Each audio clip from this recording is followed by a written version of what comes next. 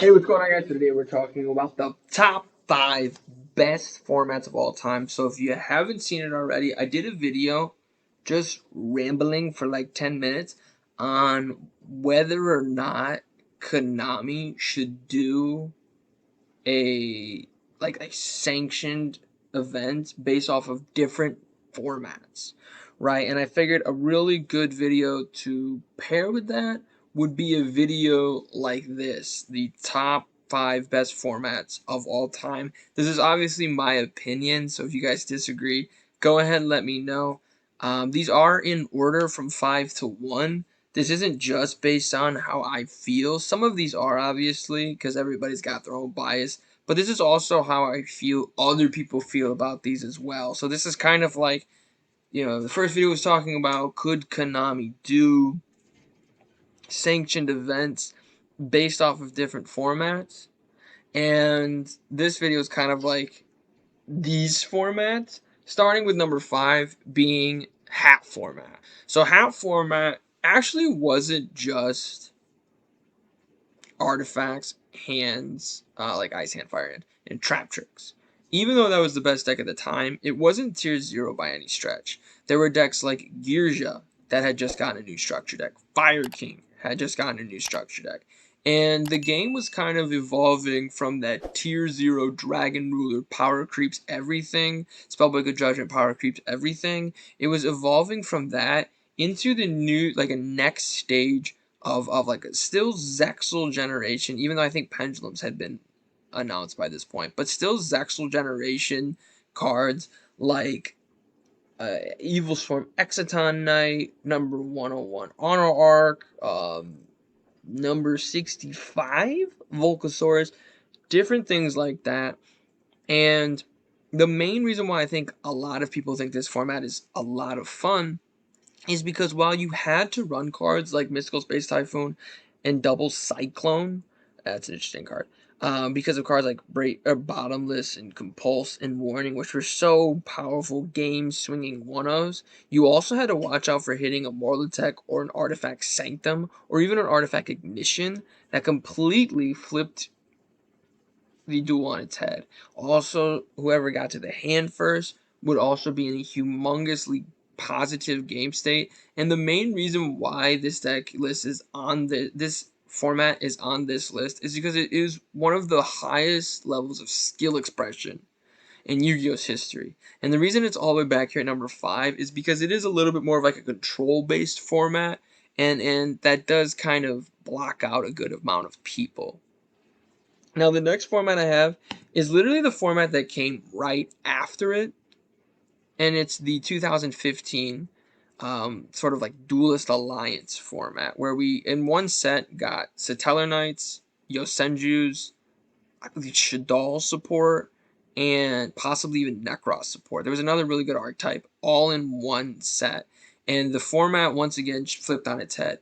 But it wasn't just Satellar Knights that was the best deck. In fact, Satellar Knights weren't really the best deck around. Burning Abyss was probably the best deck in the TCG, but it actually wasn't in the OCG yet. Necros was insane, but not as insane as it was at first with the Jin Lock. And then you still had other archetypes, like Heroes had just gotten a new structure deck. Ritual Beast was a very complicated archetype that a lot of people could have a lot of fun with.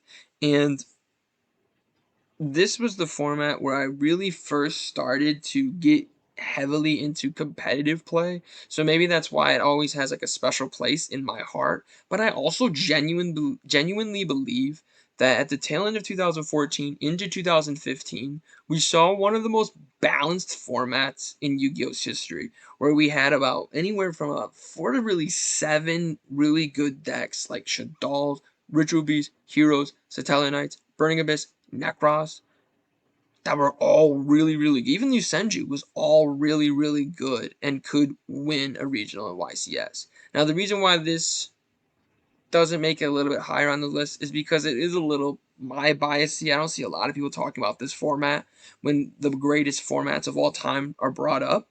But at the same time frame, I think that if Konami was going to do sanctioned events, I think this one, I would love to play this format again. Coming in at number 3, This was a kind of a hard one to find a deck list for. It's right. I think I'm on Yugioh Pro here or something like that. But it's actually just the format of 2008. So in 2008, two major things happened, among other things, right? The release of Gladiator Beast and the release of Dark Armed Dragon. So that format, the Teledad, sort of like Glad Beast, like that mixed format, saw Yu-Gi-Oh start to move slowly towards a faster style of gameplay where you see cards like Bestiari and obviously, of course, you know, Gianaris. I'm sorry, I said that wrong. That really sped up the game. You still had cards like Trap Dust Suit and Morphing Jar in this format. I think even like Left Arm Offering, not Left Arm Offering. There's another one that says like flip the Royal Oppression was still legal. It took me a second. Royal Oppression was still really legal at this time. Cold Wave was legal, right? Like there's still a lot of really cool interactive cards. And then of course you had like the Dad and the Teledad format. I think when I hear a lot of people talk about their favorite formats ever, Teledad almost always gets brought up. Just this super, turbo deck that we're just trying to summon Dad out as many Dark Armed Dragon as many times as humanly possible. The main reason why this is on this list is because it's sort of a step up from the speed and gameplay of Go format, but it's not nearly as insane as it was in like Dragon Ruler format, and certainly not now. At number two, we do have, of course, Plant Synchro. So the top two formats are formats that I believe Konami has already done tournaments for, or I've heard have tournaments done for them. So the Plant Synchro format is an interesting one because while this format had a very, sort of like linear decklist style where you had to run like Spore and Reborn Tengu and Thunder King Ryo and Blacklusted Soldier because it was such a powerful card. Now Dad's at one, but it's still a powerful card. And you had to run Stardust and Scrap and Trishula. Because you had that, you really saw a lot you still saw a lot of expression with deck lists because there were still random texts that you could throw here or there in, and also too debating and figuring out which synchro monster to go to, which to push forward and which to push back in. This format, in my personal opinion, kind of takes what we were talking about with the last format, which was speed up the game and start bringing the game along to a little bit of a faster pace without making it go insanely crazy. But I actually think it does it better than that 2008 format. This format, you could get OTK'd by cards like Carter's Safe Return. I mean, Pot of Greed and Graceful Charity were still at one, right? I don't think so. I don't think that's true. But still, even without those cards, you could still get easily OTK'd in this format. But in most cases, that wasn't the case, right? We see nowadays in Yu-Gi-Oh, the duel either ends on turn 2 or turn 3, right? You're lucky to make it to a turn 5.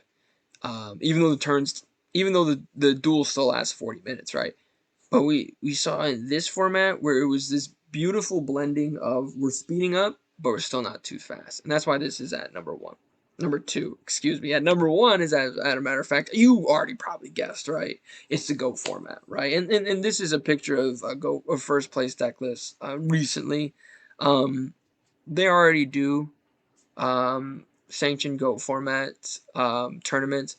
I just wish they would do more because this is, and it's crazy because this was a format that was like, I think when Yu-Gi-Oh was maybe 8 or 9 years old, and now it's approaching its 30th year. As crazy as that sounds, but this really, honestly, was peak Yu-Gi-Oh. You still had to worry about card advantage and obviously board presence, but it was also like tempo. Like, am I setting the cards too fast? Am I playing my cards too much? Am I playing too aggressively? Am I playing too slow?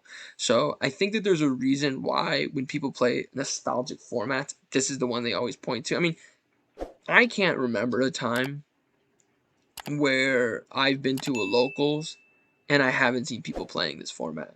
So let me know what you guys think. What are your favorite formats of all time? Let me know in those comments down below. Make sure you guys click that like button to show your support for the channel. Subscribe for even more Yu-Gi-Oh content. But most importantly of all, have a good day.